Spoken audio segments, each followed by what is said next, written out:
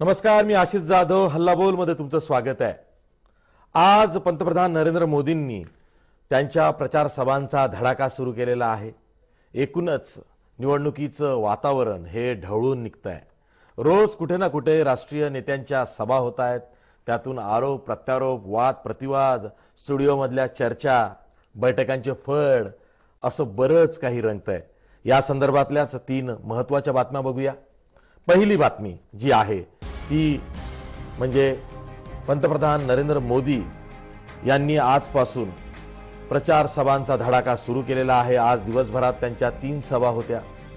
पहिली जी सभा झाली त्यामध्ये पंतप्रधान नरेंद्र मोदींनी देशाला किंवा मतदारांना, आता ते पंतप्रधान पदाचे दावेदार म्हणून, भाजपचे नेते म्हणून प्रचार सभा घेत आहेत। आचारसंहिता आहे, त्यामुळे सरकारी व्यासपीठ वापरता येत नाही। आता भाजपच्या व्यासपीठावरून पंतप्रधान नरेंद्र मोदी भाजपचे पंतप्रधान पदाचे दावेदार म्हणून, भाजपचे नेते म्हणून बोलतायत। आज त्यांनी जी पहिली जाहीर सभा घेतली त्यामध्ये त्यांनी मतदारांना विचारलं की तुम्हाला बालाकोटचे पुरावे हवेत की वीरपुत्र। बालाकोटचे पुरावे विरोधक मागतायत ते यासाठी की आंतरराष्ट्रीय स्तरावरती भारताविषयी, जो भारत एक देश, सार्वभौम देश आहे, लोकशाही प्रधान देश आहे, आपली परंपरा लोकशाहीची प्रगल्भ आहे, त्यावरती कोणी बोट दाखवता कामा नये म्हणून विरोधकांसह अनेक पत्रकार किंवा अनेक मान्यवर हे बालाकोटमध्ये आपण नेमकं काय केलेलं आहे याचे पुरावे मागतायत। मनसेचे अध्यक्ष राज ठाकरे यांनी सुद्धा तसे पुरावे मागितलेत, जाहीर सभेमधून मागितलेत। राष्ट्रवादीचे नेते शरद पवार यांनी सुद्धा मागितलेत। राहुल गांधी तर रोज त्या निमित्तानं काही ना काही टीका सरकारवर करतायत आणि म्हणूनच मोदी सरकार निवडणुकीपूर्वी बालाकोटमध्ये नेमके किती लोक मारले गेले, काय नेमकं झालं याचे पुरावे देईल। त्याला आज उत्तर पंतप्रधान नरेंद्र मोदींनी दिलं। ते असं म्हणाले की पुरावे कशाला मागताय, पुरावे हवेत की वीरपुत्र, अशी विचारणा त्यांनी मतदारांना केली। आता मतदार काय विचार करतात हे बघणं फार औत्सुक्याचं आहे। दुसरी बातमी आहे ती म्हणजे युती जी झालेली आहे सेना भाजपची, त्यामध्ये अजूनही 1-2 मतदारसंघांना घेऊन काहीशी किलमिश ही युती म्हणजेच सेना भाजपमध्ये आहे। ईशान्य मुंबई असेल किंवा रत्नागिरी सिंधुदुर्ग असेल, असे जे 2 मतदारसंघ आहेत, इथून उमेदवारांचा थोडा घोळ दिसतोय आणि म्हणूनच मातोश्रीवरही आज बैठक झालेली आहे। मुख्यमंत्री देवेंद्र फडणवीस आणि शिवसेना पक्षप्रमुख उद्धव ठाकरे यांच्यामध्ये सुद्धा अधूनमधून बोलणं होतच असतं, दोघांचाही चांगला रॅपो आहे, पण तोडगा निघू शकत नाहीये। ईशान्य मुंबईच्या विषयीचा एक प्रश्न निर्माण झालेला आहे की किरीट सोमय्या जे विद्यमान खासदार आहेत त्यांनाच तिथली उमेदवारी देण्यात यावी असा आग्रह भाजपकडून हा मातोश्रीकडे धरला जातोय। कारण किरीट सोमय्या यांनी मुंबईतली जी भाजप आहे ती उभारण्यात, बांधण्यात, पक्ष संघटना मोठी करण्यात सिंहाचा वाटा उचललेला आहे। त्यामुळे केवळ शिवसेना नाराज आहे म्हणून भाजप किरीट सोमय्या यांची उमेदवारी नाकारणार नाही आणि तीच बाब घेऊन मुख्यमंत्री असतील, अनेक भाजपचे नेते असतील, हे उद्धव ठाकरे यांचं मन वळवण्याचं काम करतायत। आपल्याला तशी माहिती मिळते आहे। त्यामुळे अधूनमधून जरी केंद्रीय मंत्री पियुष गोयल किंवा मनोज कोटक किंवा प्रवीण छेडा अशी नावं ईशान्य मुंबईसाठी येत असतील, तरी अजूनही आघाडीवरती नाव हे किरीट सोमय्या यांचंच आहे। त्या संदर्भात आजही मातोश्रीवरती चर्चा झालेली आहे। आपली तिसरी बातमी आहे ती म्हणजे राज्यातल्या उमेदवारांचा घोळ काही केल्या संपत नाहीये। 7 असे उमेदवार आहेत की ज्यांच्याविषयी अजूनही निर्णय झालेला नाही। पुणे असेल, ईशान्य मुंबई असेल, उत्तर मुंबई असेल, सांगली असेल, माढा असेल, त्याचबरोबर रावेर, पालघर असे जे मतदारसंघ आहेत तिथून एक प्रतिस्पर्धी उमेदवार हा अद्याप जाहीर व्हायचा बाकी आहे। त्यामुळे या 7 लढतींचं चित्र अद्याप स्पष्ट झालेलं नाही। ते कधी होईल याकडे सर्वांचं लक्ष आहे। अशातच अभिनेत्री उर्मिला मातोंडकर यांनी आज राजकीय नेते म्हणून पहिली पत्रकार परिषद घेतली, काँग्रेसच्या नेत्या म्हणून त्यांनी पत्रकार परिषद घेतली। त्यांचं नाव उत्तर मुंबई या मतदारसंघासाठी काँग्रेसचे उमेदवार म्हणून चर्चेत आहे। अजून तेही नाव जाहीर व्हायचं बाकी आहे। पण दुसरीकडे पुण्यातल्या उमेदवारीला घेऊन संभाजी ब्रिगेडचे प्रदेशाध्यक्ष प्रवीण गायकवाड यांनी काँग्रेसवर हल्लाबोल चढवलेला आहे, निवडणुकीतून माघार घेतलेली आहे, उर्मिला मातोंडकरांसाठी पायघड्या काँग्रेस घालतंय, त्यांचं कुठलंही सोशल किंवा सामाजिक बॅकग्राऊंड नसताना त्यांना उमेदवारी दिली जाते आहे। पण आपण 25 वर्षांपासून सामाजिक क्षेत्रात कार्यरत असताना सुद्धा केवळ काँग्रेसचा सदस्य नाही म्हणून आपल्या नावाचा विचार होत नसेल तर काँग्रेसचा निषेध त्यांनी केलेला आहे। त्यामुळे बरंच नाट्य रंगत आहे। या कार्यक्रमाच्या उत्तरार्धामध्ये आपण ग्राउंड झिरो हे जे सदर आहे त्यात अहमदनगर जी सध्या हाय प्रोफाईल राज्यातली एक लढत मानली जाते आहे त्या लढतीचा त्या मतदारसंघाचा आढावा घेणार आहोत। आता बघूया बातम्या सविस्तरपणे। पहिली बातमी जी आहे ती पंतप्रधान नरेंद्र मोदी आता भाजपचे नेते म्हणून पंतप्रधान पदाचे दावेदार म्हणून प्रचार सभा घेत आहेत। आजपासून त्यांच्या प्रचार सभांचा धडाका सुरू होतोय। रोज 3 ते 4 इतक्या सभा देशभरात पंतप्रधान घेणार आहेत। महाराष्ट्रात सुद्धा पंतप्रधान नरेंद्र मोदींच्या भाजपचे दावेदार म्हणून 8 सभा होणार आहेत। त्या युतीच्या सभा असणार आहेत। त्याचबरोबर देशभरात त्यांच्या गेल्या वेळेस आपल्याला माहिती आहे की त्यांनी 60 ते 70 सभा घेतल्या होत्या।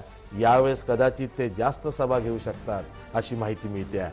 आज जी पहिली सभा झाली त्यामध्ये दुसऱ्या सभेमध्ये तसंच त्यांनी काँग्रेसवर विरोधकांवरती टीका केलेली आहे।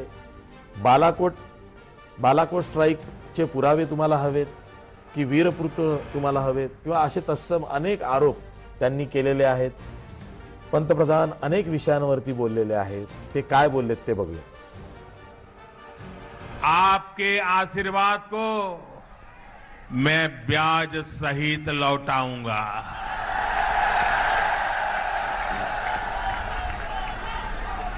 और मैंने आपको ये भी कहा था कि जो काम किया है उसका हिसाब भी दूंगा। और हां, अपना हिसाब दूंगा, साथ साथ दूसरों का हिसाब भी लूंगा। और तभी तो होगा हिसाब बराबर।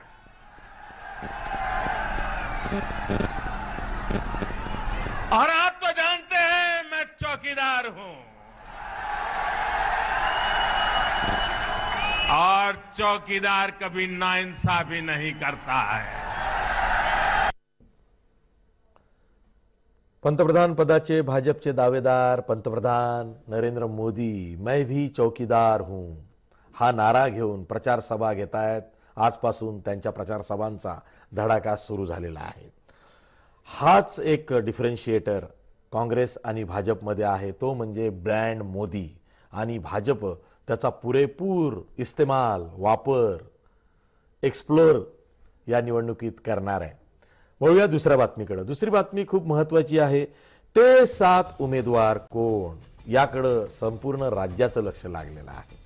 7 मतदारसंघ असे आहेत की जिथे प्रतिस्पर्धी उमेदवाराचं नाव अद्याप जाहीर झालेलं नाही आणि त्यामुळे तिथल्या लढतींचं चित्र हे स्पष्ट झालेलं नाही। त्यामध्ये पुणे मतदारसंघ असेल, पृथ्वीराज चव्हाणांनी आज जय महाराष्ट्र न्यूजला जी मुलाखत दिली त्यामध्ये स्पष्ट केलेलं आहे की पुण्यातून ते लढणार नाहीत, पुण्याची उमेदवारी त्यांना नको आहे। त्यामुळे आता पुण्यातून अरविंद शिंदे की मनोज जोशी असा सवाल उपस्थित होतोय। त्याचबरोबर प्रवीण गायकवाड यांचं नाव जे चर्चेत होतं त्यांनी पुण्यातून माघार घेतलेली आहे। त्यामुळे पुण्याचा प्रश्न हा आता अरविंद शिंदे की मोहन जोशी हे जे काँग्रेसचे निष्ठावंत कार्यकर्ते आहेत, नेते आहेत, यांच्यापैकी कोणाला उमेदवारी मिळतं याकडे सर्वांचं लक्ष लागलंय। उत्तर मुंबईतून अभिनेत्री उर्मिला मातोंडकर यांचं नाव चर्चेत आहे। आज उर्मिला मातोंडकर यांनी काँग्रेसच्या नेत्या म्हणून पत्रकार परिषदही घेतली। त्यामध्ये त्या बरंच काही बोलल्या आणि खूप चांगलं बोलल्या। महत्त्वाचं म्हणजे एखादी अभिनेत्री सेलिब्रिटी जेव्हा राजकारणात प्रवेश करते तेव्हा त्यांचं सोशल बिलॉंगिंग काय आहे, त्यांची विचारसरणी काय आहे, त्यांची विचाराची धाटणी आणि मुद्दे मांडण्याची शैली काय आहे, त्याचबरोबर राजकारणांशी त्यांना किती घेणं देणं आहे हे पत्रकार फार बारकाईनं बघत असतात। पण आज त्या खूप चांगल्या बोलल्यात, आपण सुद्धा ते ऐकणार आहोत। तसंच तिसरा मतदारसंघ आहे तो म्हणजे सांगली।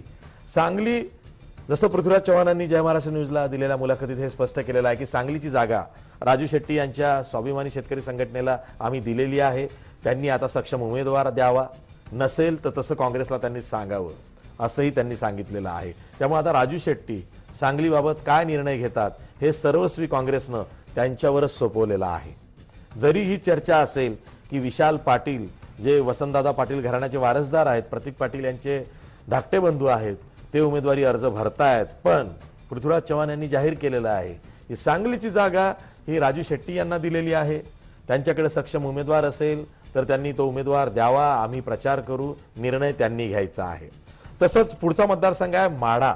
माढ्यामधनं नेमके कोणते रणजितसिंह मोहिते पाटील की रणजितसिंह नाईक निंबाळकर या दोघांपैकी नेमका कोणाला उमेदवारी दिली जाईल याविषयीची उत्सुकता आहे. कारण विजयसिंह मोहिते पाटील हे रिंगणातून बाहेर झालेले आहेत. त्यांनी सांगितलं आपण भाजपची उमेदवारी घेणार नाही, भाजपमध्येही जाणार नाही.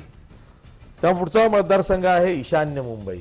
ईशान्य मुंबईबाबत अजूनही भाजप निर्णय का घेत नाही हा $1 मिलियन क्वेश्चन आहे.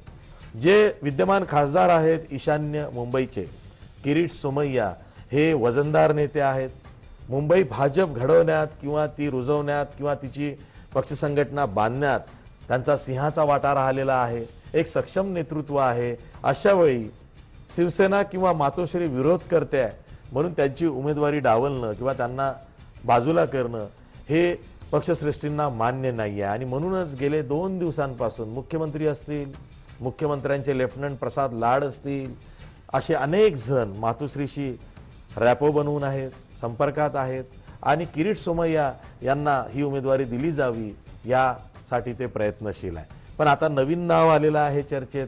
ईशान्य मुंबईतून पियुष गोयल यांना उभं केलं जाईल का, प्रकाश मेहता यांना उभं केलं जाईल का, की मनोज कोटक किंवा प्रवीण छेडा यांच्या नावाचा विचार भाजप करेल, अशी ती चर्चा आहे. पण जी आपल्याला माहिती मिळते आहे त्यानुसार अजूनही ईशान्य मुंबईच्या उमेदवारीसाठी किरीट सोमय्या यांची दावेदारी आहे. त्यांचंच नाव उमेदवारीसाठी सर्वात आघाडीवरती आहे. पुढचा मतदारसंघ आहे रावेर. रावेरची जागा राष्ट्रवादीला द्यायची, राष्ट्रवादीनं ती काँग्रेसला द्यायची की राष्ट्रवादीनं स्वतः लढवायची हा सर्वस्वी निर्णय राष्ट्रवादी काँग्रेस घेणार आहे. पण अजूनही राष्ट्रवादीचा निर्णय झालेला नाही की नेमकी उमेदवारी कोणाला. दुसरीकडे स्थानिक रावेरमध्ये जे स्थानिक नेते आहेत काँग्रेसचे त्यांच्यामध्ये उमेदवारीला घेऊन भांडणं लागलेली आहेत. त्यामुळे तिकडे अशी चर्चा सुरू आहे की ऐनवेळी राष्ट्रवादी काँग्रेसला ही जागा सोडेल की काय. पण राष्ट्रवादीनं अद्याप कुठलाही निर्णय रावेरविषयी घेतलेला नाही. शेवटची 7वी जागा आहे पालघरची उमेदवारी. बहुजन विकास आघाडी जी हितेंद्र ठाकूरांची आघाडी आहे ती उमेदवारी कोणाला मिळणार आहे. बळीराम जाधव हे उमेदवार असतील की अन्य कोणी असतील की सतीश ठाकूर यांचीही उमेदवारीसाठी वर्णी लागू शकते अशीही शक्यता आहे. त्यामुळे नेमकं कोणाचं नाव पुढे येतं याविषयी बरीच उत्सुकता पालघर परिसरामध्ये लागलेली आहे. असे हे जे 7 मतदारसंघ आहेत आणि ते 7 प्रतिस्पर्धी उमेदवार कोण याविषयीची उत्सुकता गेल्या 3 दिवसांपासून जशी आपण हल्लाबोलमध्ये बोलून दाखवतो तशीच ती अनेकांना लागलेली आहे. जसं मी आधी सांगितलं की उर्मिला मातोंडकर ह्या आता राजकीय नेत्या बनलेल्या आहेत, काँग्रेसच्या नेत्या झालेल्या आहेत. त्यांनी आज पत्रकार परिषद घेतली आणि त्यानंतर जय महाराष्ट्र न्यूजचे प्रतिनिधी दिनेश दुखंडे यांनी त्यांच्याशी बातचीत केली. बघा उर्मिला मातोंडकर ह्या राजकीय नेत्या झाल्यानंतर, काँग्रेसच्या नेत्या झाल्यानंतर काय बोलतायत. चंदेरी दुनियेत आपली अभिनेत्री म्हणून कारकीर्द यशस्वीपणे गाजवल्यानंतर उर्मिला मातोंडकर आता नव्या इनिंगसाठी सज्ज झालेल्या आहेत. त्यांनी राजकारणात प्रवेश केलेला आहे. काँग्रेसमध्ये प्रवेश करून त्या सक्रिय राजकारणात आलेल्या आहेत आणि कदाचित त्या संसदीय राजकारणातही जाऊ इच्छितात. उत्तर मुंबईमध्ये त्यांच्या नावाची जोरदार चर्चा. आपल्याबरोबर स्वतः उर्मिला मातोंडकर आहेत. उर्मिलाजी सांगाल भाजप नाही काँग्रेस का? हे बघा, जेव्हा तुम्ही आपल्या फायद्याचा विचार न करता आपल्या विचारसरणींचा विचार करून एखादा पक्ष निवडता तेव्हा तो आपल्या विचारधारेशी किती जवळचा आहे हा प्रश्न फक्त महत्वाचा असतो. आणि लहानपणापासून ज्या विचारधारेवरती माझं व्यक्तिमत्व बनलं, ज्याच्यावरती माझं आयुष्य सगळं निर्माण झालं, ती विचारधारा काँग्रेस पार्टीच्या विचारधारेशी फार जवळची आहे आणि म्हणून काँग्रेस पार्टी. तुम्ही स्वतः काँग्रेसमध्ये जाऊ इच्छितात की त्यांनी तुमच्याशी संपर्क केला? नाही, खरं सांगायचं तर म्हणजे विचारधारा ती असते असली तरी मी कदाचित राजकारणात प्रवेश नसता केला, पण मला समोरनं विचारण्यात आलं की तुम्हाला काँग्रेस पार्टी जॉईन करण्यात इंटरेस्ट आहे का, आणि त्यावेळी मी आणि म्हणूनच बऱ्यापैकी उशीर झाला, कारण सर्वसार विचार करूनच हा निर्णय घ्यायचा होता. आणि तर त्यामुळे मला जेव्हा असं वाटलं की बरोबर आहे, हाच पक्ष आपल्या विचारसरणीच्या जवळ आहे, त्यामुळे त्यावेळी मी त्यांना होकार दिला आणि काँग्रेस पक्ष जॉईन. उत्तर मुंबईमध्ये तुमच्या नावाची किंवा तुम्ही उमेदवार असाल असं सांगितलं जातं आहे. जर तुम्हाला पक्षाने संधी दिली तर तुमची पुढची तयारी? खरोखरच मला वाटतं जर आणि तर सोडून बोलण्यासारखे अनेक विषय आहेत, अनेक प्रॉब्लेम्स आहेत आणि इश्यूज आहेत, त्यामुळे जर ते झालं तर आपण एक अजून इंटरव्ह्यू जरूर करू. पण एक शेवटचा प्रश्न की देशातली सध्याची परिस्थिती तुम्ही कशी पाहता? पंतप्रधान म्हणून नरेंद्र मोदी यांची कामगिरी तुम्ही गेल्या 5 वर्षातली कशी पाहता, आणि काँग्रेसमध्ये कोण पंतप्रधान पदासाठी लायक उमेदवार आहे असं तुम्हाला? हे बघा, हे वेगळे 3 प्रश्न तुम्ही एकाच प्रश्नात बहुत हुशारीने विचारून घेतलेत, पण पटापट सांगते. पहिली गोष्ट तर मी आतापर्यंत पंतप्रधान मोदी यांच्याविषयी ती वक्तव्यच केलेलं नाही, मी त्यांचं नावच घेतलेलं नाही, कारण व्यक्तिशः मला त्यांच्या विरुद्ध काहीही नाही. मला त्यांच्या ज्या विचारसरणीवरती त्यांचं राजकारण चाललंय, ज्या गोष्टी त्यांनी लोकांना सांगितल्या की आम्ही तुम्हाला देणार, आणि ज्या गोष्टींचा प्रोपोगंडा करून कशा प्रकारे ह्या गोष्टी मिळाल्या नाहीत आणि म्हणून त्यांना लोकांची मतं गेली, त्या गोष्टी मला दिसत नाहीयेत. त्या गोष्टी नाही तर नाहीच, पण आपला समाज कुठेतरी बुरसटलेल्या विचारसरणीत खूप मागे गेल्यासारखा दिसतोय, आणि ह्या गोष्टींबाबत तर बोलायलाच पाहिजे. आणि मला असं कोणी नाहीये की राजकारणात मी कोणाला फॉलो करते किंवा काही. मी व्यक्तींना फॉलो करण्यापेक्षा विचारधारेला फॉलो करणं जास्त महत्वाचं ठरते समजते. आणि मला वाटतं असं का करा की ही विचार की ती तिचार की, कारण हे ते सगळं मीडियाचं काम आहे. मला माझा फोकस तसाच ठेवायचा आणि मला जिथे जायचंय तिथे जायचंय. धन्यवाद. दिनेश दुखंडे, जय महाराष्ट्र न्यूज, मुंबई. अभिनेत्री म्हणून चित्रपटांमध्ये यशस्वी कामगिरी केल्यानंतर आता जर का त्या उत्तर मुंबईमधून काँग्रेसच्या उमेदवार राहिल्या तर उर्मिला मातोंडकर नेमकी ही निवडणूक कशी लढतील? आणि खरंच उत्तर मुंबईचा जर का इतिहास बघितला तर अभिनेता गोविंदा सुद्धा इथून लोकसभेवर निवडून गेला होता. त्यामुळं उर्मिला मातोंडकर नेमकी काय किमया साध्य करतात याकडे सर्वांचं लक्ष आहे. वळूया तिसऱ्या बातमीकडे, पण त्याआधी एक महत्त्वाची बातमी आत्ता आलेली आहे. ती अशी आहे की जसं मी त्याचा उल्लेखही केला होता की पुण्यामधून उमेदवारीचा जो घोळ झालेला आहे, काँग्रेसनं इतका विलंब केलेला आहे उमेदवार निवडण्यात की या रिंगणामध्ये असलेले ज्यांचं नाव चर्चेत होतं ते म्हणजे संभाजी ब्रिगेडचे प्रदेशाध्यक्ष प्रवीण गायकवाड यांनी आज शेवटी कंटाळून आपली उमेदवारी मागे घेतलेली आहे. आपण निवडणूकच लढणार नाही असं जाहीर केलेलं आहे. प्रवीण गायकवाड नेमकं काय म्हणालेत बघा. मी माझी पक्षाची उमेदवारी माघारी घेतलेली आहे परवा दिवशी, आणि मी निवडणूक लढणार नाही, पण काँग्रेस पक्षासाठी काम करणार असं मी निर्णय घेतला. मला विचारलं की तुम्ही आमच्या पक्षात सभासद नाही. मी म्हणलं बरोबर आहे, तुमचं म्हणणं अगदी बरोबर आहे. सर्वसामान्यपणे माणूस म्हणतो की बाबा मग नंतर होईल, तुम्ही बोलवा. आता काय गडबड इतकी असते की सामाजिक कार्यकर्ता रांगेत उभा आहे पण त्याला वेळ नाही, मात्र उर्मिला मातोंडकर साठी वेळ आहे प्रवेश करून घ्यायला, की आम्ही पक्षात यायला तयार आहे. हा नंतरचा भाग आहे. मला त्यावेळेस विचारलं की तुम्ही सभासद नाहीये, तर मी त्यांना सांगितलं की 25 वर्ष काँग्रेसचा मतदार आहे. आम्ही मतदान करतो म्हणून तुम्ही निवडून येता, सभासद होतो म्हणून तुम्ही आमदार खासदार होतो. वळूया तिसऱ्या बातमीकडे. तिसरी बातमी ही अनेक अर्थानं महत्वाची आहे. ती यासाठी की सेना भाजपची युती झालेली आहे. काही मतदारसंघांमध्ये जो पेच निर्माण झालेला आहे त्याविषयी वारंवार बैठका, चर्चा, फोनवरून चर्चा ह्या सेना भाजपच्या नेत्यांमध्ये होत आहेत.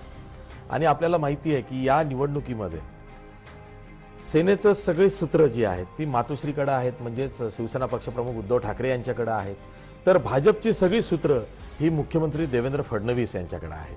या दोघांमध्ये बऱ्यापैकी रॅपो आहे, तो आधीपासून आहे. म्हणजे पडद्यामागून सुद्धा या दोघांशी संवाद एकमेकांचा खूप चांगला असतो त्या दोघांचाही. त्यामुळं पेच जरी निर्माण झाले, वरवर असं वाटत असेल की सेना भाजप एकमेकांवर हमरीतुमरीनी अगदी एकमेकांवर आगपाखड करतायत, पण तसं नाही आहे. आणि ते नंतर सिद्धही झालं. ज्या पद्धतीनं दिलजमाई झाली तेव्हा देवेंद्र फडणवीस एकीकडे आणि दुसरीकडे उद्धव ठाकरे हे दोघंही स्वतःहून पुढे आले आणि त्यांची दिलजमाई झाली.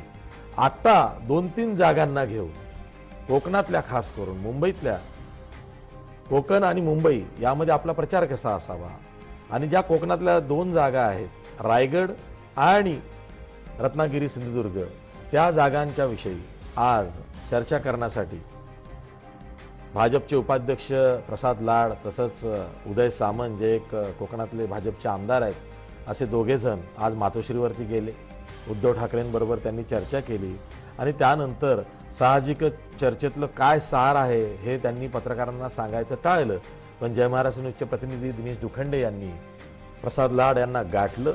काही अडचणीचे प्रश्न, विशेषतः ईशान्य मुंबई आणि रत्नागिरी सिंधुदुर्ग या 2 मतदारसंघांविषयी सेना भाजपमध्ये जो वाद आहे त्याला घेऊन ते प्रश्न विचारलेले आहेत. बघा. आणि कुठल्याही प्रकारचा वाद नाहीये. शिवसेना पक्षप्रमुख उद्धव ठाकरे आणि माननीय मुख्यमंत्री देवेंद्रजी फडणवीस आणि भारतीय जनता पक्षाचे राष्ट्रीय अध्यक्ष अमित भाई यांच्यामध्ये सर्व चर्चा झालेली आहे. कुठल्याही प्रकारचे वाद नाही आहेत. जेव्हा फॉर्म भरण्याची डेट संपेल त्यानंतर जर कार्यकर्त्यांमध्ये कुठे मंदूक असेल तर ते त्यांच्या पातळीवरती सोडवलं जाईल, एवढे सक्षम तिन्ही नेते आहेत. कोकणात सिंधुदुर्ग रत्नागिरी हा जो लोकसभा मतदारसंघ आहे तिथे नेमका भाजपचा पाठिंबा किंवा भाजप कोणाबरोबर असणार आहे? शिवसेनेबरोबर असणार आहे की महाराष्ट्र स्वाभिमान नारायण राणे यांचा जो पक्ष आहे त्यांचे चिरंजीव स्वतः निवडणूक लढवत आहेत? भाजपचं समर्थन नेमकं कोणाला? भारतीय जनता पक्षाने जर युती केलेली आहे तर 100% आम्ही युती बरोबर राहणार. म्हणजे शिवसेनेचे उमेदवार विनायक राऊत यांच्यासाठीच संपूर्ण यंत्रणा काम आहे. युतीचे उमेदवार जे असणार त्यांच्याबरोबर राहणार. अजून विनायक राऊतांनी फॉर्म भरला नाहीये, त्याच्यामुळे जो युतीचा उमेदवार असेल त्याच्याबरोबर भारतीय जनता पक्ष राहणार आणि विनायक राऊत असतील तर विनायक राऊतांबरोबर. असं म्हटलं जातं की ईशान्य मुंबईमध्ये विद्यमान खासदार किरीट सोमय्या यांच्या नावाला शिवसैनिकांचा आक्षेप आहे. अजूनही या जागेचा तिढा सुटत नाहीये. त्या संदर्भात काही तुमची उद्धव ठाकरेंशी चर्चा झाली? असं काहीही नाही आहे. ईशान्य मुंबईचा विषय सन्माननीय उद्धवजी आणि सन्माननीय मुख्यमंत्री देवेंद्रजी मिळून सोडवतील आणि तो त्यांच्या पातळीचा प्रश्न आहे. त्यामुळे मला असं वाटत नाही कुठलीही कुजबूज आहे. दिनेश दुखंडे, जय महाराष्ट्र न्यूज, मुंबई. मी चर्चेला सुरुवात करतोय. आपल्यासोबत बाळासाहेब बोराटे आहेत जे नगरहून आपल्यासोबत आहेत. आता भाजपचे तिथले स्थानिक पदाधिकारी आहेत. भाजपचे जे उमेदवार आहेत सुजय विखे पाटील यांचे ते समर्थक आहेत. तसंच आपल्यासोबत प्राध्यापक अरविंद शिंदे आहेत नगरचेच, जे राष्ट्रवादीचे नेते आहेत. याशिवाय आपल्यासोबत पत्रकार उमेश घोंगडे सुद्धा आहेत. तसंच आपल्यासोबत भाजपचे प्रवक्ते विनायक आंबेकर आहेत. मी सुरुवातीला विनायक आंबेकर यांच्याकडे जातो. सर, पंतप्रधान नरेंद्र मोदींनी आज प्रचार सभांचा धडाका लावलेला आहे. इथून पुढे 2 महिने ते प्रचार सभांमधून दिसणार आहेत. पण आता ते पंतप्रधान म्हणून नाहीत तर भाजपचे पंतप्रधान पदाचे दावेदार आणि भाजपच्या राजकीय व्यासपीठावरून निवडणुकीचा प्रचार करणार आहेत. आतापर्यंत पंतप्रधान म्हणून जी आश्वासनं देणं एकीकडे वेगळं आणि आता पंतप्रधान पदाचे दावेदार म्हणून भाजपच्या निवडणुकीचे आश्वासनं देणं वेगळं. तुम्ही कशी तुलना करता? पंतप्रधानांकडे बघणारा मतदार हा त्याच दृष्टीनं बघेल की आता ते निवडणुकीचं बोलतायत, आधी पंतप्रधान म्हणून बोलत होते, अशा पद्धतीनं विचार करून बघेल? माननीय पंतप्रधान जेव्हा बोलतील तेव्हा एक काम करणारी व्यक्ती ज्या पद्धतीने बोलते त्याच पद्धतीने ते बोलतात. त्यांनी आज पहिल्याच सभेमध्ये आपल्या असं सांगितलं की मैं मेरे काम का हिसाब दूंगा, आपने जो मेरे ऊपर भरोसा रखा था उसका परतावा मैं आपको व्याज के सहित दूंगा. आणि त्यांनी असं सांगितलं की जेव्हा मी माझा हिशोब देईन तेव्हा मी दुसऱ्यांचा हिशोब सुद्धा मागणार आहे, कारण त्यांनीच हे सर्व तुमच्या समजमध्ये येईल, तुम्हाला समजेल. त्या पद्धतीने त्यांच्या शब्दाचं जे वजन आहे, त्यांनी केलेल्या कामांचं जे वजन आहे, त्याच अपेक्षेने आणि त्याच विश्वासाने जनता त्यांच्याकडे बघेल असं मला वाटतं. थोड्या वेळापूर्वी जय महाराष्ट्र न्यूजवर आम्ही राज्याचे माजी मुख्यमंत्री पृथ्वीराज चव्हाण यांची मुलाखत घेतली आणि ते असं म्हणाले की निवडणुकीच्या तोंडावरती एखादी चाचणी करणं की ज्याची सिद्धता 2012 मध्येच झालेली आहे. जेव्हा मे 2014 मध्ये मोदी सरकार सत्तेत आलं तेव्हा मोदी सरकार ती चाचणी मधल्या काळातही घेऊ शकलं असतं. आम्हाला सुद्धा DRDOनी सांगितलं होतं, पण त्या चाचणीची तशी गरज नव्हती, कारण तेवढं भांडवल त्या पातळीवरती जिथं आपल्याला आपलं जे एकूणच स्पेस मिशन आहे जे खूप लौकिक घेऊन चालवायचं आहे, आपला मानही कायम राखायचा, आबही कायम राखायचा आहे आणि त्याचबरोबर शास्त्रज्ञांनी जे अचीव केलेलं आहे त्याच्याही पाठीमागे उभं राहायचं आहे. ती नैतिकता पाळून आम्ही असं कधी कृत्य केलं नाही, पण ऐन आचारसंहितेच्या काळात शास्त्रज्ञांचं यश सुद्धा पंतप्रधानांनी घेतात किंवा पंतप्रधान घेतात अशी टीका त्यांनी केली आहे. त्यांच्याविषयी आदर आहे पूर्णपणे, परंतु त्यांनी केलेली टीका पूर्णपणे व्यर्थ आहे. कारण स्वतः निर्णय घ्यायचे नाहीत आणि जे निर्णयक्षम आहेत, म्हणजे त्यांच्याकडे कोणी निर्णयक्षम नव्हतं आणि आमचे पंतप्रधान हे निर्णयक्षम आहेत. त्यामुळे ही चाचणी घेतल्यानंतर जर जगाला कळणार असेल की जगात आजपर्यंत फक्त 3च देश या कॅपॅबिलिटीचे, या क्षमतेचे होते आणि भारत त्याच्यामध्ये चौथा ऍड झाला, त्यामुळे भारताकडे बघण्याची जगाची दृष्टी या निर्णयाने जर बदलणार असेल तर ती बघायला पाहिजे होती. आणि हा जो निर्णय असतो याच्यासाठी बजेट द्यावं लागतं, त्याच्यासाठी राजकीय इच्छाशक्ती असावी लागते, जी युपीए शासनाकडे नव्हती. त्यामुळे 2012 पासून 2019 पर्यंत वाट पाहावी लागली. त्यामुळे पंतप्रधानांनी जो निर्णय घेतला तो जगाच्या दृष्टीने भारताची उंची वाढावी, भारताविषयी बघण्याचा जगाचा दृष्टिकोन चांगला व्हावा, एक शक्तिशाली राष्ट्र आहे, एक कॅपेबल राष्ट्र आहे, एक सुपर पॉवर आहे असं बघण्याचा दृष्टिकोन व्हावा, या हेतूने हा घेतलेला निर्णय. याचा निवडणुकीशी संबंध लावणं चुकीचं आहे. इस्रोचे माजी चेअरमन आणि इस्रोचे एक सायंटिस्ट यांनी सर्व राजकीय चॅनेलवरती येऊन, सर्व न्यूज चॅनेलवरती येऊन देशभरातल्या हे सांगितलेलं आहे की याचा राजकीय संबंध लावू नका. हा एक चांगला निर्णय. बरोबर आहे, त्याचं श्रेय कोणी घेता कामा नये, ते शास्त्रज्ञांचा श्रेय आहे. पंतप्रधानांनी सुद्धा सगळं श्रेय हे शास्त्रज्ञांनाच दिलेलं आहे. ही एक समाधानाची बाब आहे. आपल्यासोबत प्राध्यापक अरविंद शिंदे आहेत, राष्ट्रवादीचे नगरचे नेते आहेत. अरविंद शिंदे, मला तुम्हाला एक प्रश्न विचारायचा आहे, कारण आम्ही स्टुडिओमध्ये बसून चर्चा करतो, मुंबईत असतो, फारसं काही गावाकडे जाऊन राजकीय माहोल बघता येत नाही कामाच्या व्यस्ततेमुळं. मला तुमच्याकडनं हे उत्तर हवं आहे की ही जी निवडणूक आहे, लोकसभेची निवडणूक, ती जरी राष्ट्रीय मुद्द्यांना घेऊन असेल तरी सुद्धा जो स्थानिक मतदार आहे तो लोकसभा निवडणुकीत राष्ट्रीय मुद्द्यांनाच प्राधान्य देईल की त्याच्या स्थानिक मुद्द्यांना प्राधान्य देईल? तो पंतप्रधानांच्या राष्ट्रवाद, राष्ट्रीय सुरक्षा, दहशतवाद या मुद्द्यांकडे जास्त लक्ष देईल की गरिबी, उत्पन्न, बेरोजगारी या मुद्द्यांकडे तो जास्त लक्ष देईल?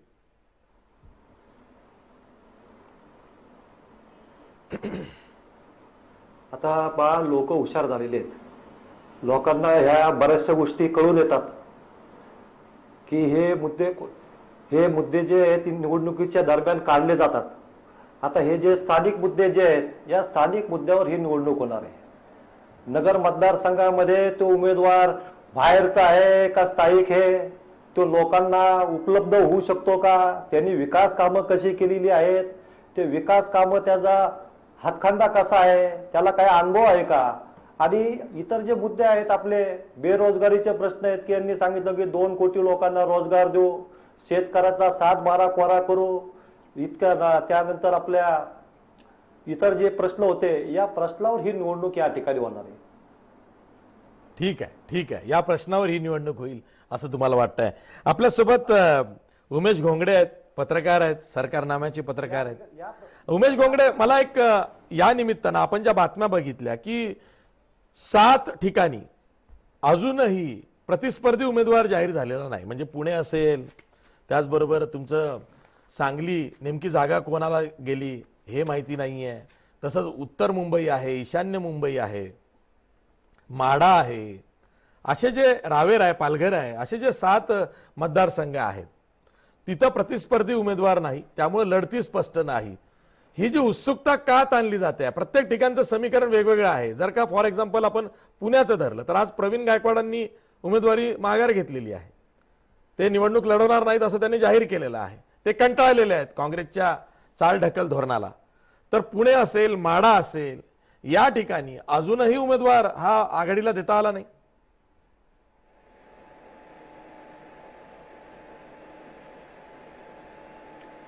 अशी जे 2 मुद्दे मी या संदर्भात सांगेन.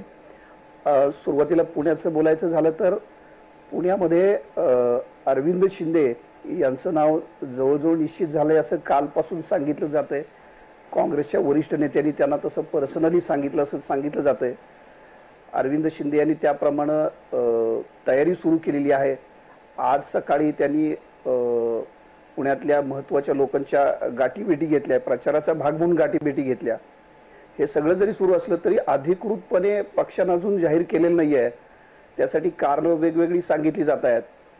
प्रवीण गायकवाडांनी जाहीरपणे सांगितलं की मी आता त्या स्पर्धेत नाही. आता तरी खरं ते जाहीर व्हायला हरकत नाही, पण केंद्रातली कुणी म्हणे मुकुल वासनिकांची सही राहिलेली, अशी काही कारणं सांगितली जाती आहेत. मला एका दुपारी काँग्रेसच्या स्पर्धेत असलेल्या एका उमेदवाराचा फोन आला.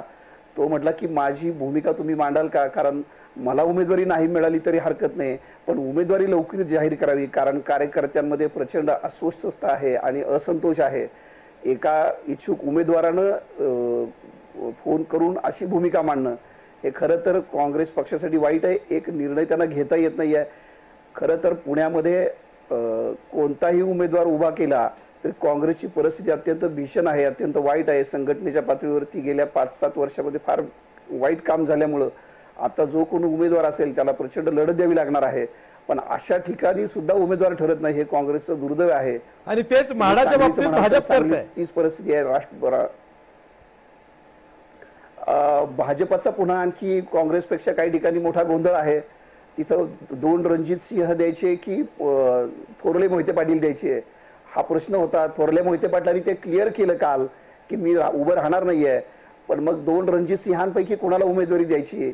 मुळामध्ये ज्यांच्या जीवावरती ज्या छोटे छोटे प्रत्येक विधानसभा मतदारसंघात माढ्यामधल्या जे शिलेदार आहेत, ज्यांना भाजपने आपल्या बरोबर घेतलेलं आहे, जे शरद पवारांच्या सोबतचे आहेत, पण या निवडणुकीसाठी त्यांना पुढची स्वप्न दाखवून भाजपने एकत्र केलेलं आहे, या सगळ्यांची भूमिका एका उमेदवारावर निश्चित होत नाहीये.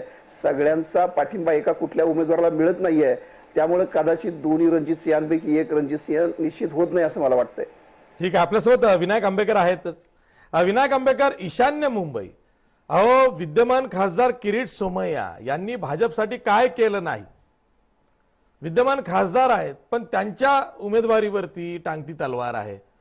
असं जर का आपल्या जुन्या जाणत्या निष्ठावंत खासदाराबाबत, उमेदवाराबाबत जर का आपण तातडीनं भूमिका घेत नसू तर मग याला अर्थ काय. आणि तो निर्णय मातोश्री घेणार, मग भाजप काय करणार. असं आहे आशिषजी की समोरच्या विरोधकांकडे आपण पाहिलं तर उमेदवारांची वानवा आहे आणि भाजपचा विचार केला तर उमेदवारांची भरपूर उमेदवार उपलब्ध आहेत आणि त्याच्यामधून चॉईस करायचा आहे. तर त्याच्यामुळे थोडाफार वेळ लागला तरी तुम्ही याच्यातले प्लस जे आहेत भाजपचे ते लक्षात घ्या की आपल्याला चॉईस आहे, चॉईसमध्ये आपण हे करतोय. आणि विरोधी पक्ष जे आहेत त्यांना उमेदवार मिळत नाही. पुण्यामधून 2 दिवसापूर्वी जसं आता दोंगड्यांनी सांगितलं तसं 2 दिवसापूर्वी बातमी होती की अरविंद शिंदे यांनी माघार घेतली, कारण गिरीशजी बापट हे एक असं व्यक्तिमत्व आहे की ज्यांचा दरारा आणि ज्यांची लोकप्रियता एवढी प्रचंड आहे की काँग्रेसचा उमेदवार हे फक्त टोकनिझम आहे. म्हणजे त्यांची लढत जी आहे ती लढत होणारच नाहीये, ही एकतर्फी लढत होणार आहे. त्यामुळे काँग्रेसला उमेदवार मिळत नाही अशी पुण्यातली परिस्थिती आहे असं म्हणायला हरकत नाही. पण तो त्यांच्या पक्षाचा व्यक्तिगत मुद्दा आहे. माझं म्हणणं एवढंच आहे की भाजपकडे उमेदवार भरपूर असल्यामुळे थोडाफार वेळ लागू शकतो. ईशान्य मुंबई विषय विचारतोय, मी किरीट सोमय्यांविषयी विचारतोय. किरीट सोमय्यांवर भाजप अन्याय का करते. मातोश्रीच्या सांगण्यावरून भाजप आपल्या निष्ठावंत नेत्यावर असा अन्याय का करतोय. असं भाजप नेहमीच निष्ठावान नेत्यांना न्याय देत आलेला आहे आणि अजूनपर्यंत तरी त्यांच्यावर अन्याय झालाय असं सिद्ध होत नाही किंवा आपल्याला म्हणता येत नाही. त्यामुळे या मुद्द्यावर आपण चर्चा न केलेली बरी. ठीक आहे, मी तुमची अडचण समजू शकतो. आपण एक ब्रेक घेणार आहोत. ब्रेक नंतर अहमदनगर हा जो मतदारसंघ आहे अतिशय हाय प्रोफाईल असा हा मतदारसंघ झालेला आहे, कारण इथे उमेदवारीवरून मधल्या काळात बरंच राजकारण झालं, घराण्यांची चर्चा झाली. डॉक्टर सुजय विखे पाटील विरुद्ध संग्राम जगताप असा सामना रंगणार आहे. सुजय विखे पाटील हे काँग्रेसचे विरोधी पक्षनेते राधाकृष्ण विखे पाटील यांचे चिरंजीव आहेत, ते आता भाजपचे उमेदवार आहेत. दुसरीकडे संग्राम जगताप यांना त्यांच्या वडिलांची आधी चर्चा होती अरुण काका जगतापांची उमेदवारीसाठी. मग सुजय विखे पाटील आल्यावरती शरद पवारांनी वेगळा डाव रचला, संग्राम जगताप यांना उमेदवारी दिलेली आहे.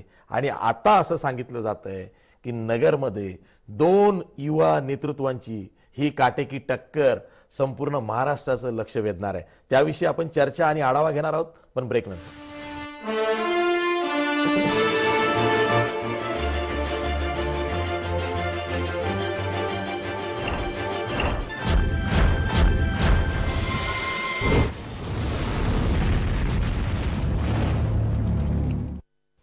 ब्रेक नंतर पुन्हा तुमचं स्वागत. अहमदनगर म्हणजेच नगर मतदारसंघ जो आहे तिथली जी लढत आहे त्याविषयी राज्यातल्या कानाकोपऱ्यातल्या सर्वच मतदारांना इतकं कळलेलं आहे की आता फार त्याची चर्चाही करणं इष्ट नाही, इतकी नावं पाठ झालेली आहेत. म्हणजे एका रात्रीतून सुजय विखे पाटील हे नाव कानाकोपऱ्यात पोहोचलं, कारण वादच तसा झाला. सुजय विखे पाटील हे चिरंजीव कोणाचे तर काँग्रेसच्या नेत्याचे, ते सुद्धा कोणाचे तर विधानसभेच्या विरोधी पक्ष नेत्याचे. असं असताना त्यांचा मुलगा घरातून बंड करून भाजपमध्ये जातो, भाजपची उमेदवारी घेतो. मुख्यमंत्री देवेंद्र फडणवीस आणि भाजप विरोधी पक्ष नेत्याचंच घर फोडतात, अशी सगळी चर्चा झालेली आहे. पण मतदारसंघातली जी परिस्थिती असते ती चर्चा झाली म्हणून आपल्याला पोषक असेल असं सुजय विखे पाटलांनाही वाटत नसेल. म्हणूनच नगर मतदारसंघाचा हा आढावा घेणारा वृत्तांत बघा.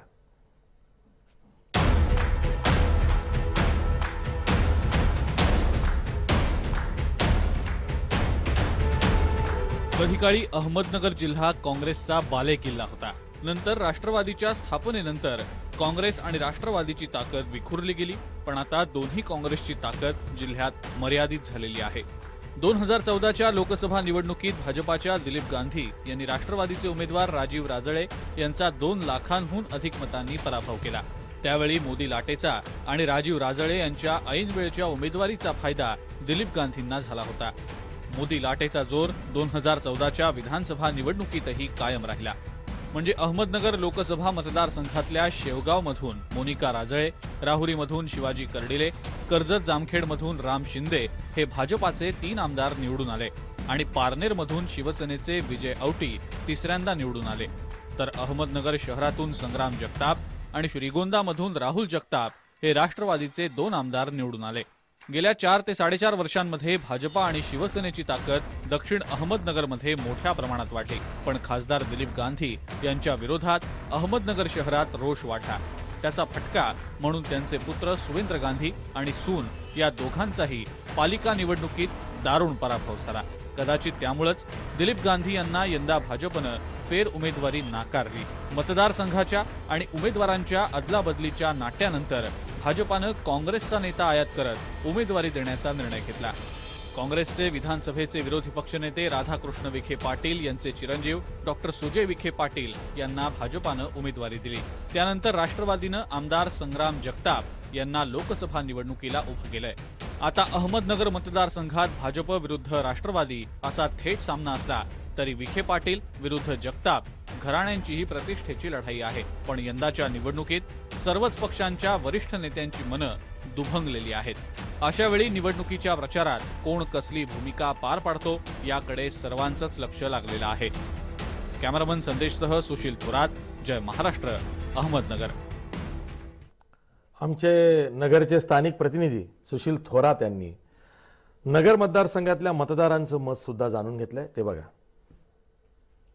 नगरच्या जनतेला, नगरच्या तरुणाईला, नगरच्या इथल नागरिकाला काय वाटतंय, कोण विकास करेल आणि कसा आपल्याला लोकसभेचा उमेदवार हवा आहे? नगरमध्ये जे आता लोकसभेच्या इलेक्शनच्या संदर्भात जे वातावरण निर्मिती झालेली त्या संदर्भात आता गेले 15 वर्षांपासून भाजपचा इथे प्रतिनिधी होता, खासदार होता.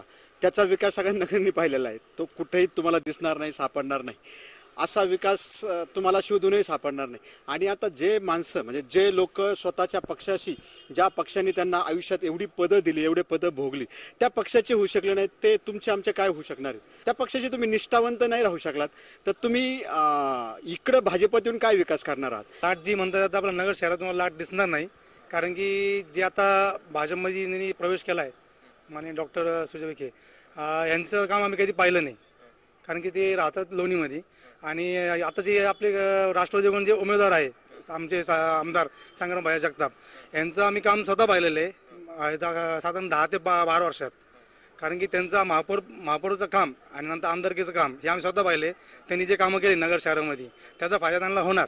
भाजप विकास करू शकत नाही करू शकत, कारण की तेच करू शकतात जे आमचे नगर शहराचे आमदार आहे. काय वाटतं तुम्हाला की भाजप विकास करत नाहीये, राष्ट्रवादी काँग्रेस म्हणते आम्ही विकास करू, नेमकं आता हे सर्वजण सत्तेत राहिलेलं आहे, जनतेची काय अपेक्षा राहणार? भाजपने लोकांना खेळवत ठेवलेला आहे आणि ही घराणेशाही संपली पाहिजे. हे पक्षनिष्ठा राहिलेली नाही. कुठे म्हणजे एक ते हे झाला, व्यवसाय झाला होतो. राजकारण म्हणजे व्यवसाय झालेला आहे. आज शेतकऱ्यांचे प्रश्न इतके गंभीर आहेत. मागच्या आपण जर सर्वे केला 3 लाख शेतकऱ्यांनी आत्महत्या केलेल्या आहेत. आता 3 महिन्यामध्ये 350 शेतकऱ्यांनी आत्महत्या केलेल्या आहेत. बेरोजगारी इतकी वाढलेली आहे. म्हणजे हा जो मुद्दे जे म्हणजे खर्च ज्या मुद्द्यावर सरकारने आपलं फोकस करायला पाहिजे ते मुद्दे बाजूला राहिले आणि इथं जे परकीय त्यांना सत्तेमध्ये येण्यासाठी त्यांना आयात केलं जातंय हे चुकीचं आहे. विकास कोण करू शकतं, भाजप किंवा आघाडी? भाजपचं करतेबद्दल तर आमचा विकास करू शकत नाही. आघाडीला आहेत थोडेफार याच्यामध्ये चान्सेस आणि भाजपचं बद्दल लोकांबद्दल तिने फक्त शायनिंग केलेली आहे, त्यामुळे ते विकास करतील असं वाटत नाही. माझं शिक्षण पूर्ण झालं आहे, पण याच्या आधी काही आम्हाला काही संधी नाही आहेत. म्हणजे मूलभूत गरजा पण आमच्या पूर्ण आम्हाला पुढच्या नोकरीसाठी आम्हाला पुन्हा पाहावं लागते. नगरमध्ये याच्या आधी पण काही कंपन्या आल्या नाही आहेत. आता खासदार आमचे जुने, आता मला जसं कळतं तसे खासदार आमचे बीजेपीचेच होते. तर याच्या आधी कोणती नवीन कंपनी किंवा आली नाही आणि आम्हाला रोजगार उपलब्ध कुठं झालेला नाहीये.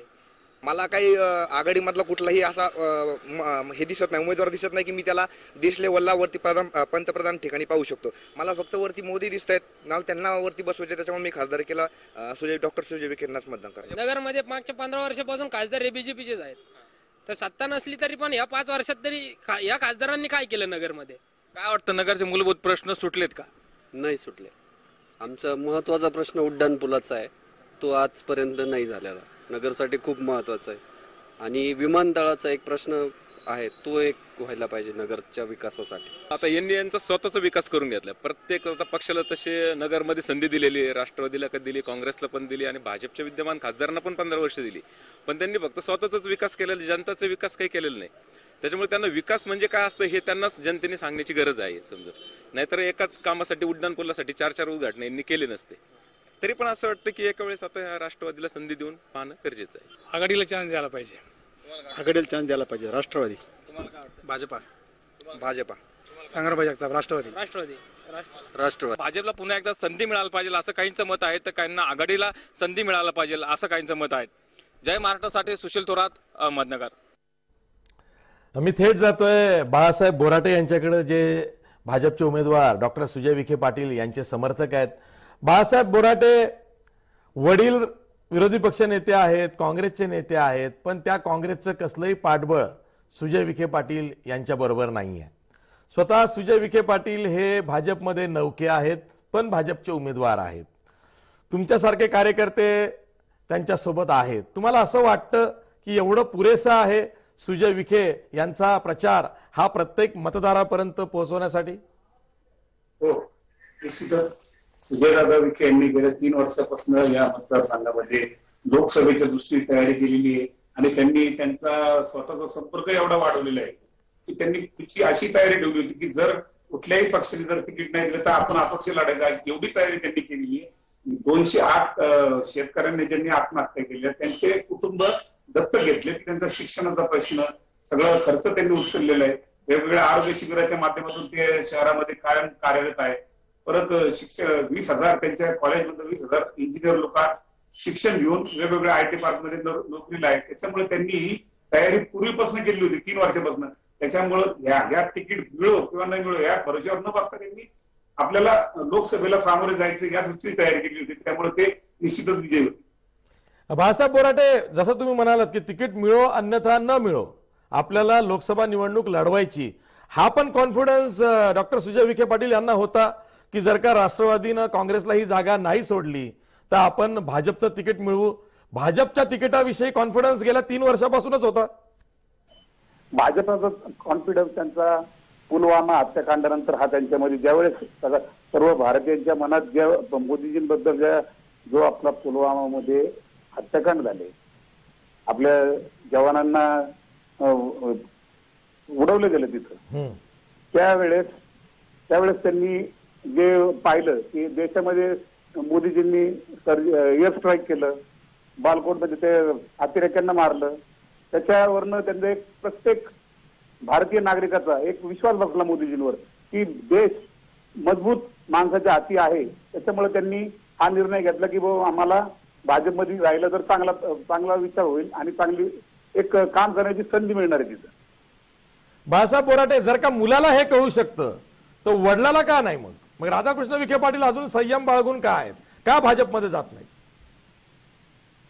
आता भविष्यात काय अजून घडामोडी होणार आहेत ना. अच्छा, भविष्यात काही घडामोडी होणार आहे, होऊ शकतात. हो हो, पण आता मग मुलाचा प्रचार छुपा पद्धतीनं करतायत का राधाकृष्ण विखे पाटील? नाही, ते काँग्रेसचे प्रचारक आहेत, स्टार प्रचारक आहेत, त्यामुळे त्यांचं आणि सुजय दादांना कुठल्याही मोठ्या पुढाऱ्यांची गरज नाही, कारण आम पब्लिक त्यांच्या बरोबर आहे. सर्वसामान्य माणूस हा त्यांच्या बरोबर असल्यामुळं त्यांना आज तरी सर्वसामान्य नागरिक शहरातले. पण आम्ही मध्यंतरी असं ऐकलं की श्रीगोंदा आणि अनेक ठिकाणी गुपचाप बैठकी झालेल्या आहेत. जो मेसेज आपल्या समर्थकांना द्यायचा आहे तो राधाकृष्ण विखे पाटील यांनी दिलेला आहे, बातम्या आल्या होत्या. नाही, असं काही नाही. त्यांनी त्यांच्या वैयक्तिक कारखान्याच्या विषयी संदर्भात त्या मिटिंगा घेतलेल्या होत्या. प्रचाराचा अजून फॉर्म भरणं की मुदत म्हणजे सुरू झालेली नाही फॉर्म भरणं, तर त्याच्यामुळे त्यांनी काही तिकडे तशा मिटिंगा घेतलेल्या नाही. पण लवकरच राधाकृष्ण विखे पाटील सुद्धा मुलाबरोबर येतील. नाही, असं काही नाही. ते आता काँग्रेसचे स्टार प्रचारक त्यामुळे ते काही येणार नाही. ठीक आहे, ती काँग्रेसची अडचण आहे हो. विरोधी पक्ष नेतेपद जातं, जर का विरोधी पक्ष नेतेपद गेलं तर या सरकारने, मोदी सरकारने जसं लोकसभेत काँग्रेसला विरोधी पक्ष नेतेपद दिलं नाही तसंच राज्यात सुद्धा आता विधानसभा निवडणुकीपर्यंत विरोधी पक्ष नेतेपद कोणाला दिलं जाणार नाही. त्या भीतीपोटी राधाकृष्ण विखे पाटील यांच्यावर कुठलीच कारवाई करायची नाही असा निर्णय काँग्रेसने घेतल्याची माझी माहिती आहे बरं का, ते मी तुम्हाला सांगितली आहे. मी जातोय प्राध्यापक अरविंद शिंदे यांच्याकडे.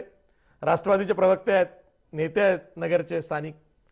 अरविंद शिंदे, राधाकृष्ण विखे पाटील यांनी जाहीर केलेलं आहे की नगरमध्ये ते काँग्रेस राष्ट्रवादी आघाडीचा प्रचार करणार नाहीत. त्यांनी असं कुठं जाहीर केलेलं नाही की मुलाच्या विरोधात आपण प्रचार करणार नाही, किंवा असंही जाहीर केलेलं नाही की मुलासाठी आपण प्रचार करणार नाही. त्यामुळं ते आघाडीचा प्रचार करणार नाहीत, म्हणजेच राष्ट्रवादीचा प्रचार करणार नाहीत. याचा किती फटका बसू शकतो?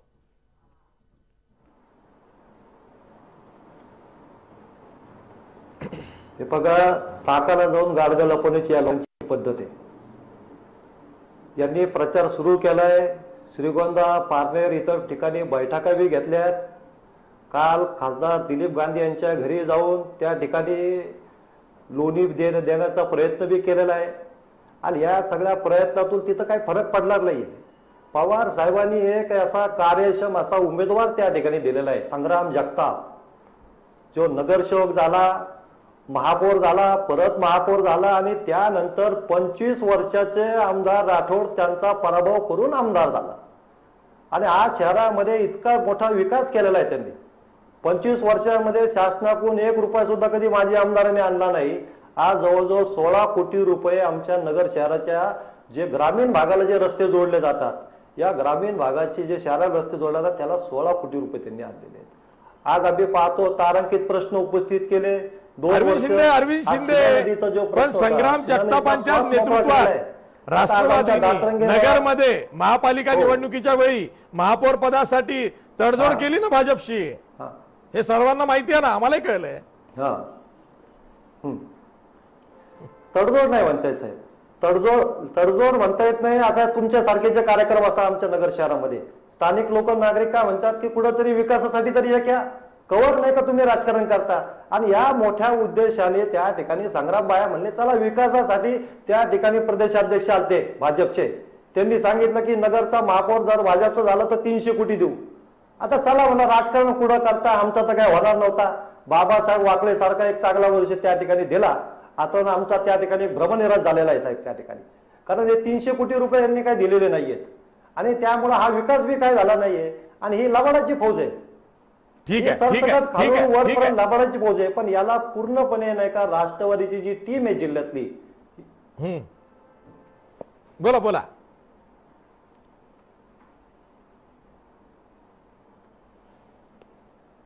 ही राष्ट्रवादीची जी टीम आहे ही पूर्ण त्या ठिकाणी पडणार आहे. आज संग्राम जगताप यांनी नगर शहरामध्ये महापौर असताना सुद्धा अजितदादा पवार यांच्या सांध्यातून 80 कोटी रुपये आणले नवरत्नच्या.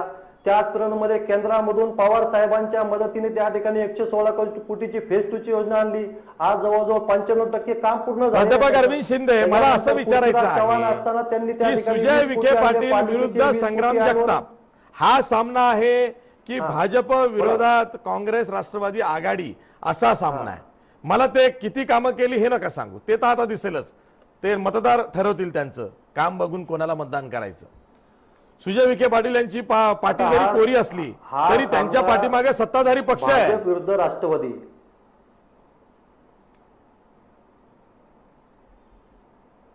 सत्ताधारी पक्षाचा या निवडणुकीत उपयोग होणार नाहीये. हे सगळे लोकांना जनतेची फसवणूक झालेली आहे. 2 कोटी नोकऱ्या लोकांना मिळाल्या नाही. शेतकऱ्याचा 7-12 कोरा झाला नाही. 400 रुपयाची गॅसची टाकी 800 रुपयावर गेलेली आहे. 65 रुपयाचं पेट्रोल त्या ठिकाणी नाही का 90 रुपयावर गेलेलं आहे. भारतातून पाकिस्तान या ठिकाणी आपण नाही का डिझेल देतो, तिथं जाऊन रेट बघा किती कमी आहे. केंद्र शासन आणि महाराष्ट्र शासन 50 रुपये नाही का लिटर मागे आपल्याकडून काढून घेतं ना. आता हे सर्वसामान्य जनतेच्या लक्षात आलेलं आहे. त्याच्यामुळे याचा एक सत्ताधाऱ्याचा काही उपयोग होणार नाहीये. ठीक आहे, ठीक आहे. आपल्यासोबत पत्रकार उमेश घोंगडे आहेत. उमेश घोंगडे, मला हा प्रश्न राहून विचारावासा वाटतो आणि हा चर्चेतही आणावासा वाटतो, तो हा की नगरमध्ये एकीकडे सुजय विखे पाटील, दुसरीकडे संग्राम जगताप, 2 युवा नेते आहेत, एकमेकांच्या विरोधात ही निवडणूक लढतायत. लोक उमेदवाराकडे बघून मतदान करतील की त्या पक्षाच्या विचारसरणीला बघून मतदान करतील की स्थानिक मुद्द्यांना मतदान करतील की मोदींकडे बघून करतील, हा प्रश्न मला सारखा विचारावासा वाटतो. कारण नगर हा एक वेगळंच रसायन असलेला जिल्हा आहे.